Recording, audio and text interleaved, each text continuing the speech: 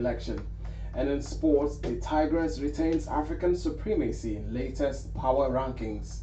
Details of this and other stories coming up in a moment.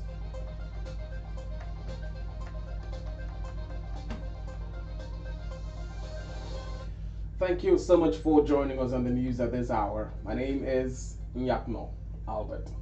And now the news in full. Akwa Ibom State Governor Pastor Moeno has described the recent Supreme Court's ruling granting financial autonomy to the local governments as a welcome development, however expressing concerns over its harmonious implementation and efficiency of the system afterwards. Governor Eno, who made the observation while fielding questions from newsmen at the Victor Atai International Airport upon his return to the state from an official engagement, noted that the Supreme Court's verdict on the local government autonomy remains sacrosanct, being the pronouncement of the final court in the land, and would not impact on the Akwa Ibom State government in any way. Supreme Court has made pronouncements. That's the final court of the land. But for us in Akwa Ibom, honestly, I don't see us having any problem. For me, to be honest with you, it's a welcome development because I know how much we as a state support the local government. Our rights agenda is also centered around developing our local government area. So with this now, I feel relieved, but I'm concerned about how workers will get paid on time, how are the allowances will be paid, how will not leave backlogs, so that incoming administration will now have to bear the brunt. That is just my only concern. But as for them having their money, they've always had their money. Always had their money. According to our Government House correspondent, Fonisa Harrison, Governor Eno said the autonomy granted the third-tier government has become a relief to the state government, pointing out that under his administration, the local governments have been getting their due allocations without interference with the operations of the joint account. He, however, expressed hope that the local government, under the new arrangement, will keep with its responsibility of prompt payment of emoluments to teachers, health workers, and other local government workers to avoid leaving unnecessary burden to successive governments.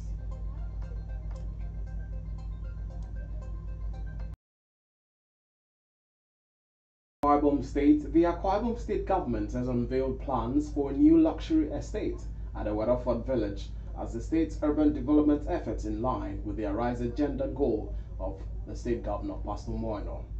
The governor, Pastor Moeno, who made this known during the foundation laying for the Awed Luxury Gardens held at Awed Housing, Uyo, emphasized that the project aims to create a prototype for future luxury development and for the Arise Park in the state, catering to both local residents and investors from the diaspora. What we are doing here is to bring luxury estate here. And it's going to be a smart estate. From the time you approach the gate, you swipe your card and the gate will open.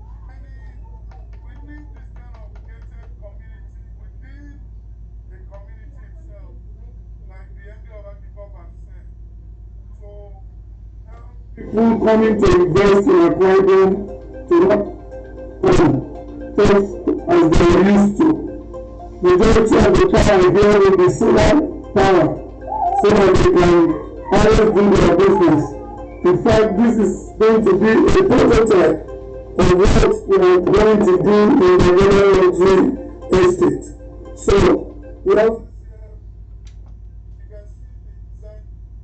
The governor announced that the project is a business venture with units available for purchase, adding that construction is expected to begin soon, starting with the project office, and encourage interested buyers, particularly those from the diaspora, to make early inquiries as the development is slated for completion within 8 months. We also make provision for the upper class, it's not a free accommodation. This is a business venture. Already some of our people in the diaspora, when they heard of this project, have started asking how much. Because a lot of them have problems building back at home. So this project will take care of them. And very soon the project office will be the first thing to be built. So if you are interested, you can start making payments. So within the next 8 months, this project is completed, and then you have your house. to be a luxury estate. So this one is luxury. We're building apartment homes, we're developing rural communities, even when the local government autonomy. The luxury estate is positioned as part of a larger state initiative that includes compassionate housing and rural community development projects, showcasing the government's approach to housing and urban planning in Akwa Ibom State. The chairman of Akwa Ibom State's Joint Civil Service Negotiating Council, Comrade Etido Daw, has applauded the Akwa Ibom State Governor, Pastor Moeno, for his kind gesture towards the public servants in the state since he took over the mantle of leadership in the state. Comrade Etido Daw, who said this while interacting with a correspondent of Memories 96.5 FM in his office over the weekend, said the public servants in the state for the past 10 years have never had such good experience and thanked God for a kind governor who after 10 years approved for the public servants in the state to hold their celebration and also made a pronouncement concerning each public servant to receive 20,000 naira as take-home package for the public service week celebration and thereafter redeemed his promise. God brought him to us as a governor in this season to handle and to bring up the public sector in Akwa Ibom State. It has not been as juicy as we see so far in the government of Akwa Ibom State. At least for the past 10 years, His Excellency graciously approved the celebration of the public service week in Akwa Ibom State. And not only to celebrate, he did what no man has done by approving the payment of 20,000 to every public servant in the state, not civil service alone in the ministry. Every public servant, everyone on the payroll of the government of Akwa Ibom State. And he said it by his word, so in his word that when you collect salary, 1 week from there you will see the 20,000. And as he said, is what he did. So I've seen a man that kept his word, value his word, and sustain it. So he also expressed conviction and optimism, judging by his kind of present, that with Governor Eno, negotiations for the implementation of the national minimum wage would sail smoothly whenever the Joint Negotiating Committee meets on a round table for it. I really appreciate His Excellency the governor for what he has done. This is a sign that while we are going to negotiate the minimum wage upcoming, he will not fight it, trusting that he will listen and understand with us. So Akwa Ibom State say public servants are expectant, and I know when we meet on the negotiating table, things will be smooth with this kind of man in the hands of affairs. So what he says to His Excellency the governor is that God wants to keep sustaining, God wants to give him wisdom and give him the right people to work with him, people that will not be able to derail him and distract him from the guru he has for the good people of Akwa Ibom State. He has done so well. This is a man that doesn't know where you come from. He believes in excellence. I appreciate him for that. Anywhere you come from, he does not bring sentiment in anything. He does what he knows you are qualified for. He gives you. This is a governor that we prayed for, and God answered our prayers. In a related development, the Nigeria Labour Congress (NLC) says it would continue to reject any proposed minimum wage that does not address the critical needs of the average worker in the country. It said that for the government to ensure decent work, it must first ensure that workers earn decent wages that matches the prevailing cost of living. In a speech delivered at this year's Rain School holding in Uyo, Akwa Ibom State, the NLC president, Joe Ajero, said the reason organized labor was insisting on 250,000 naira as new minimum wage was to avoid imposing slave wage on the poor workers. You're listening to Global News on Memories 96.5 FM, and moving on to the foreign scene. Rwandan President Paul Kagame is on course to extend his 24-year rule by another 5 years in landslide victory, with most of the votes counted from yesterday's election. Kagame has 99.15% of the vote so far, with about 79% of ballots counted and partial results announced by the Electoral Commission show. Kagame's two opponents shared less than 1% of the vote, with Kagame thanking Rwandans for their trust in an address at its Rwandan Patriotic Front Party headquarters. And still on the foreign scene, former United States President Donald Trump made a triumphant entrance to cap the first day of the Republican National Convention, receiving a raucous ovation from party faithfuls days after surviving an assassination attempt that has reshaped the presidential contest. Donald Trump walked into the FISA forum in downtown Milwaukee to a riotous response with his ear heavily bandaged from having been grazed by a bullet hours after he was officially nominated to be the party's 2024 standard bearer.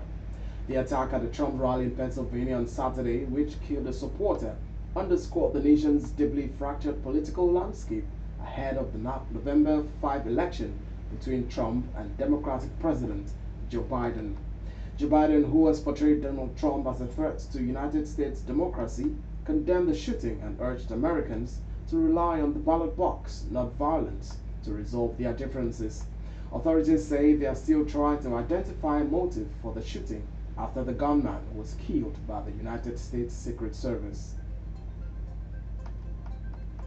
And talking sports now, Nigeria's women's basketball team, the Tigers, has been rated in the 12th position in the latest power rankings released ahead of the Paris 2024 Olympics. The achievement indicates that the Tigers has solidified their status as the top-ranked team in Africa. The power rankings, which is different from the FIBA rankings, is the calculation of the team's strength relative to other teams that will compete at the Olympics. The United States continue to maintain its stronghold at the pinnacle of the world rankings on the #1 sport. And that's global news on Memories 96.5 FM. But before we go, let's take a recap of the top stories. The Akwa Ibom State government has unveiled plans for a new luxury estate in the Weatherford village, marking a significant step in the state's urban development efforts in line with their Rise Agenda goal of Pastor Moino. The Nigerian Labour Congress says it will continue to reject any proposed minimum wage that does not address the critical needs of the average worker in the country. And on the foreign scene, we told you that Rwandan President Paul Kagame is on course to extend his 24-year rule by another 5 years in a landslide victory, with most of the votes counted from yesterday's election. And in sports, Nigeria's women's basketball team, the Tigers, has been rated in the 12th position in the latest power rankings released ahead of the Paris 2024 Olympics. The news this afternoon was edited by Ofonisa Basi Johnson and assisted by the production team. For views regarding our news or coverage of your newsworthy events, you can reach us on email newsroom@memoriesmediang.com or call our Newsroom hotline on 0909 000 0581. You can also follow us on Facebook and Instagram at Memories965FM. And now let's take you down memory